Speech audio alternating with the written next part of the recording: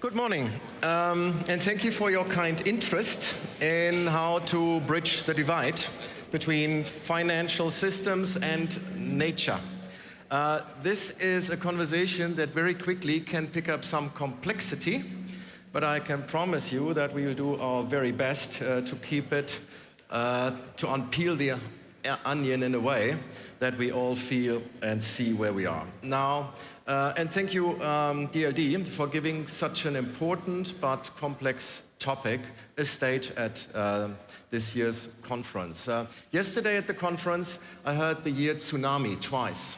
Once I heard it when someone said, look, European business is buried under a tsunami of rules, of reporting requirements, of regulation.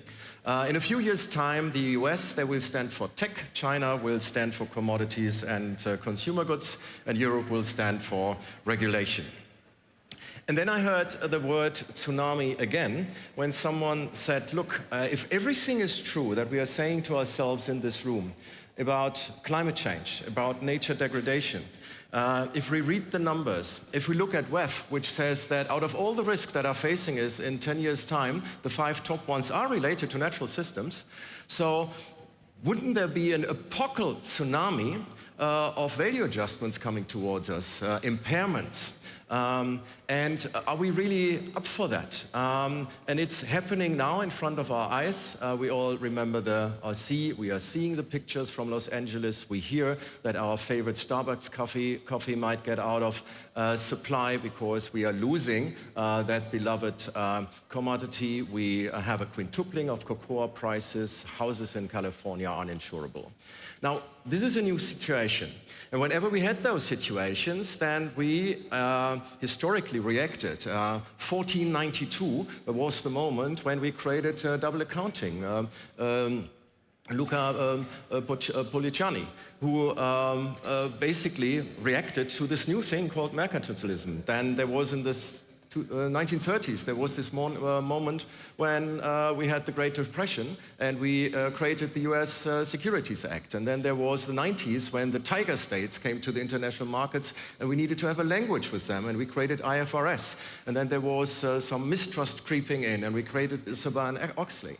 So every time that created a new profession, every time that created also new technology answers.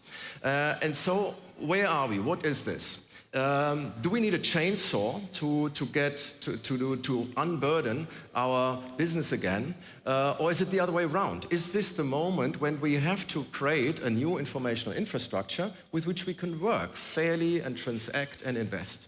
What is this moment? We don't think that currently there's enough nuance in the public debate, and let this be a place where we're bringing this in. As we've heard, we have a wonderful pairing. Because one is committed to the public sector, Sylvie Goulard, we've heard it before. She was member of the European Parliament. She was defense minister. She was the deputy governor of the French central bank, but she's also something that's very close to our heart and that how we met each other. She's also the co-chair of the International Advisory Panel for Biodiversity Credits, and you will have to talk about that in a minute. So that is a IAPB, that's an acronym less known. An acronym that is more known is SAP. Here we have a German engineer, Dominik Asam. He is the ultimate CFO. You've been CFO at Infineon, at Airbus, and now at SAP. And SAP is this company that builds the technology that does exactly that, bridging the physical world with the world of finance. And so, but you also have this point of view from a business. So let's play this out. So, Sylvie, may I start with you? We have. When you started let me quickly look it up, the IAPB, first of all explain that, but then also explain to us how that fits into the bigger story of your public service. So, Grüß Gott, München. Thank you for inviting me here.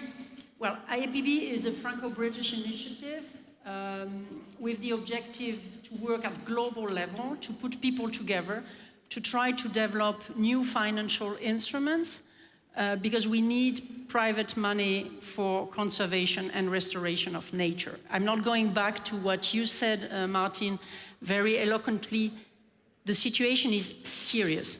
We should not underestimate what is happening right now, the destruction of nature, the biodiversity loss, which is very important for our souls, but also for business. It is now a serious business issue. But we underestimate our capacity to invent solutions. And clearly the first one would be to put an end to harmful subsidies, but it is another chapter, from public money. But we can use private money in a new, innovative way to preserve nature. So this was the goal of this initiative. We have been working for 18 months. We presented a framework in Cali at the COP16. In a nutshell, all the consultations we organized, because we tried to work bottom-up, we included indigenous people, local communities, finance experts. All consultations gave us one message: no markets without a certain framework. We need a certain regulation. We need a level playing field. So it's not true that people dislike rules in principle. And I think it's very important to stress it in Germany, at the eve of a new era in the US. It's not because some people are ready to give up a fantastic heritage they had in institutions, democracy, and rules that we should do the same.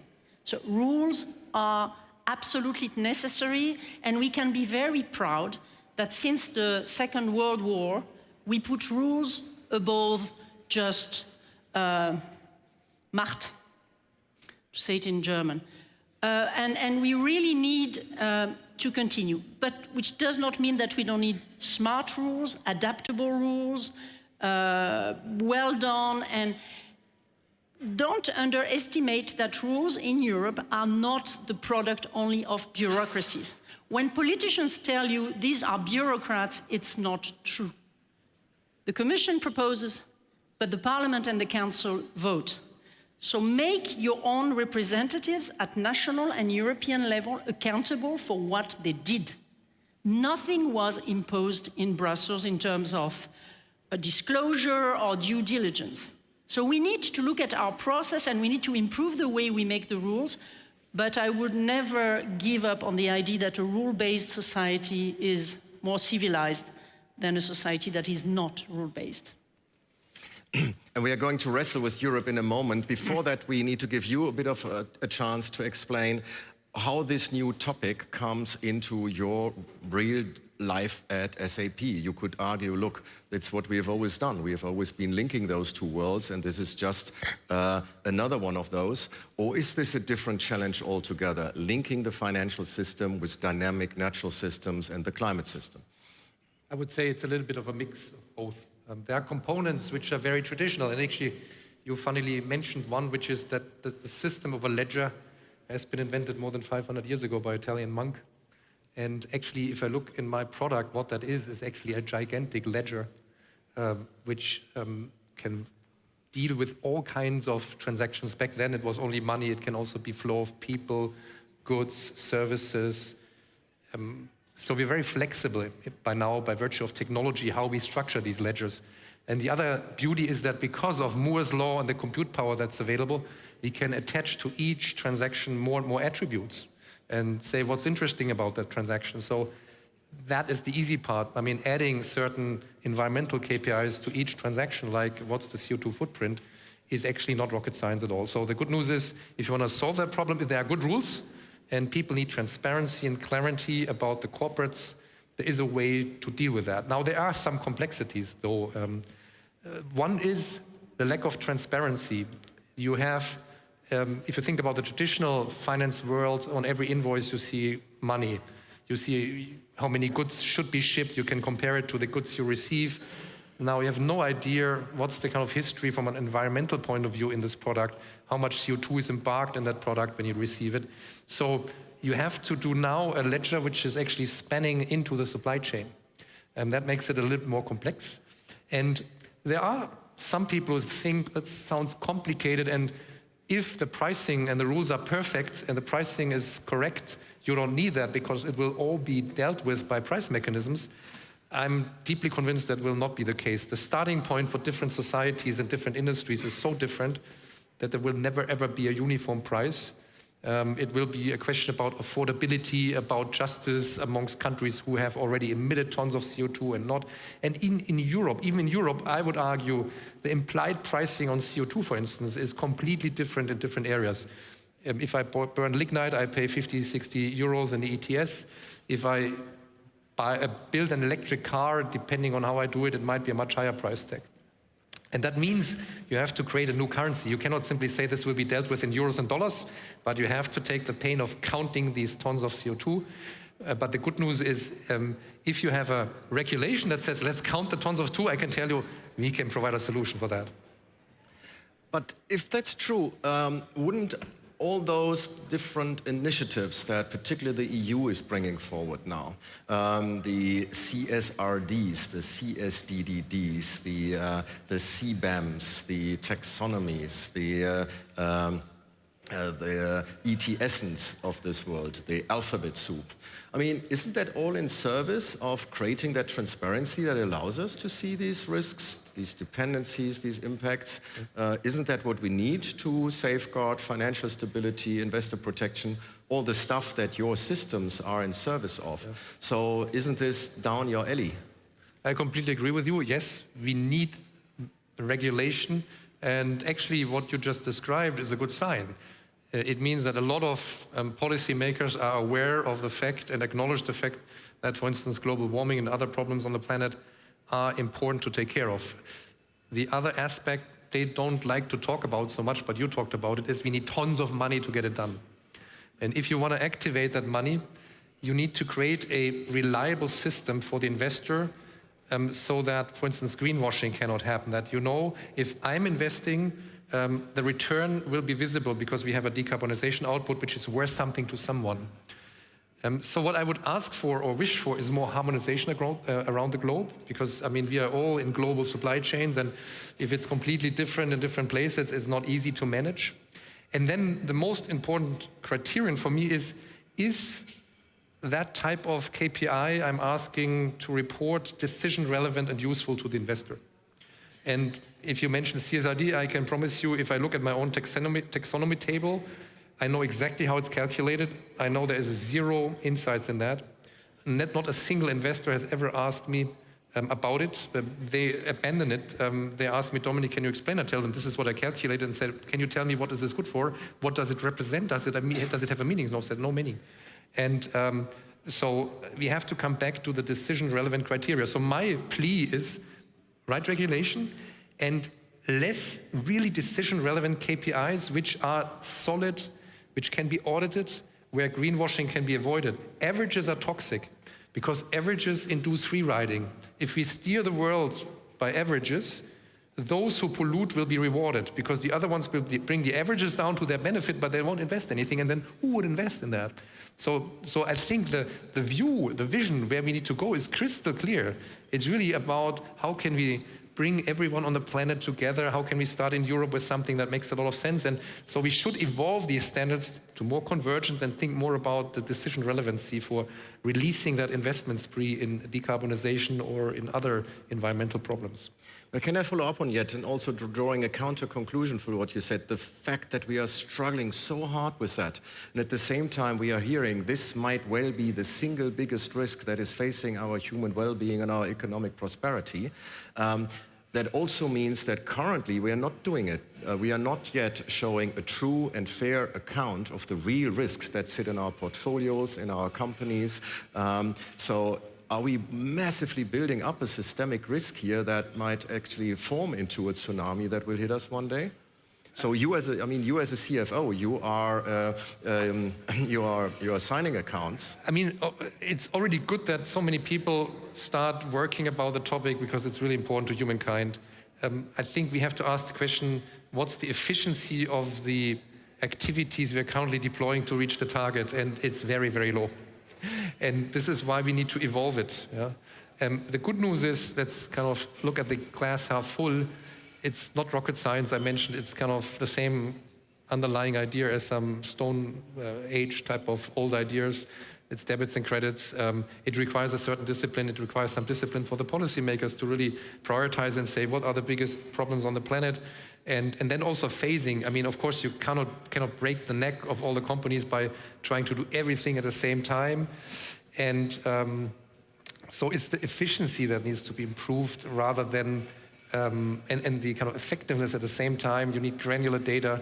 And the link to the management side, reporting is one thing, but you want to have the granularity that you as a CFO can say, I'm going now here because I see here I'm emitting too much and I need to find a way to get out of this. Sylvie, everything that Dominik says sounds so reasonable. Why, and I'm asking you as a former legislator and as an academic now, why is that so hard to create rules that are what the regulation economists call sort of first best solutions that make it efficient, but still they get us to where we want as a society? Why is that so hard? If I really knew, I would go to the Patentamt and got money from a patent. How can we make good rules? Now, I think a couple of points. First thing, we need to have the right diagnosis. And if you look at the figures published by the ECB, and they took their responsibilities, they made clear that 75% of the loans in the portfolio of the banks of the euro area, 75%, are loans to companies that are dependent or highly dependent from ecosystem services. So on the existence of the risk of the business dimension, there is no doubt, no doubt. And for the ones who are deniers, you can quote Goethe, Ich bin der Geist, der stets verneigt. It's exactly the problem we have right now. Some people are in a state of denial. So the diagnosis does exist. Then the second step, why is it so difficult? Because our systems are different. But here I want to make a plea for Europe. Don't believe, Dominik, you will have a global level playing field if we are not capable, and above all, we French and German, to find a new way to reboost Europe. If we don't believe you will find agreements with people who are far away from our values. So let's do our best. And as you said, we can improve the rules, we can improve. But the strategic decisions were made by the last Commission, and we can thank Ursula von der Leyen and her team. The strategic direction is we need data, we need transparency, we believe in free markets, and free markets are not the jungle, they are regulated, they are framed. So we took these decisions. And U-turn are costly. When some people come and say, well, no, we should get rid of this, we should simplify. Okay, but how many companies already adapted? The best ones are already on this way. So don't punish the best one just to please the one who are late. This is an important point, to be fair. So I think we should keep the direction, be a little bit more selbstsicher. We are not always making mistakes, but we need to adapt. We're in new fields, it's uncharted territories. So we need data, we need transparency, we need disclosure. Why? We need all this to take the right decisions. It's not just for the pleasure of having the nicest rule on earth. It is to allow business to be competitive and to draw all the opportunities from this new environment where many, many companies can make money out of it. Let me pull you a little bit onto the political dance floor and see your position to the current conversation. Should we now take all the alphabet soup that we talked about a moment ago, make it very easy, very consistent, and let it drive with the risk that laggards get rewarded and those who took early action are being penalized? Or should we just pull through? What do you hear? What's your thought on that? I like soup, but I don't like the way some people present the alphabet soup, because behind these acronyms, you have, for example, the TNFD, the Task Force for Nature-Related Disclosure. They are doing a fantastic work worldwide, putting people together. They have invented a methodology. David Craig, the chair, was in my panel as well, etc. So we should look behind the acronyms, and it's too easy to say, well, this is alphabet soup. You want something at global level, it might be ISSB, by the way, based in Frankfurt, yes. trying to find a global standard. So yes, it's difficult because there are plenty of initiatives, but we are not alone on Earth. You can see also the good side of this activity everywhere. You can find everywhere very committed people. I've been working a lot with people from the South in this AIPB exercise. You have fantastic people. Take the time to discuss with the people on the ground. Projects are very energizing, very helpful. So I don't think we should just stick to the, you know, the yammering of the Europeans. We yammer, we have too many rules. Let's go on the ground, let's work with the people, and that's the reason why I like this type of event. Yeah, I've heard it, we have heard it now, and I've heard it behind the stage that both of you are burning Europeans, but at the same time you see some of the realities. From you we now hear, oh my God, is it difficult to really align 27 nations on something that is as complex as the question of financial market regulation and how to make sure that our financial system is increasingly protecting climate and resources and not just depleting it. Isn't there another side of the coin where you can give a helping hand by making it very, very easy? I can't let you off the stage without giving you the opportunity to talk about the Green Ledger, but let me add an element to it, which is very close also to my heart, given that we are a company that is trying to bring nature and biodiversity onto the balance sheet. Will this only be for something as fungible as carbon, or will we move into a world where we can also manage very regularly in the way we do other things, biodiversity, water, soil conversion? I mean, from a technology point of view, these tools are capable of doing that. Now then there's still the question about the kind of phasing of the rollout, and I think we need to, we cannot do everything at once, so we have to have a phasing. So prioritization from the regulatory side to tell us as a solution provider, these are the most important things, is important. And you just mentioned the dramatic visibility of the problem, yeah? I mean, for me as a finance guy, I always use the example to say at probably around 200 euros per ton of CO2, the CO2 abatement market will be bigger than the oil market. And just to give you a flavor, Saudi Aramco has a market capitalization of $2,000 billion and ExxonMobil of $500 billion. So we talk about a gigantic market. Now, there might be other environmental topics which from the kind of society might be more important, even or equally important. I mean, what I see is really the financial impact, and for me, CO2 is way ahead of everything else, and we as a company then, of course, dedicate the resources there first, and that's what we do with the Green Ledger. But from a capability point of view, of course, we could add more attributes in the ledger. As I mentioned, you put all kinds of things. And we also have technologies which are called green token. What these are doing is kind of certifying that the data, the environmental data in a product that's shipped from a supplier to a customer is also reliable. So we have the base technologies to expand that over time to many other domains which are important. We need to come to the very last question with a short answer, Sylvie. Perhaps also now that I threw you the hat of a more public player, sector player, and you as a business player. What is it that we need from each other? So if you look at the business sector, what do you need to see more of? And at the same time for the business sector, what is the handshake that you need with politicians? I think we should not separate. We will not find solutions if we don't work closely together. But the role of the public hand is very different. So we should not mix. The public hand is here to put the Rahmenbedingungen, to put a framework, to make sure that there is fair competition, that there is transparency, that people can thrive, and then the business is doing business. And it is sometimes difficult to find the way. But we need also, if I may, to combine fighting against climate change and nature, because nature is the best possible carbon sink.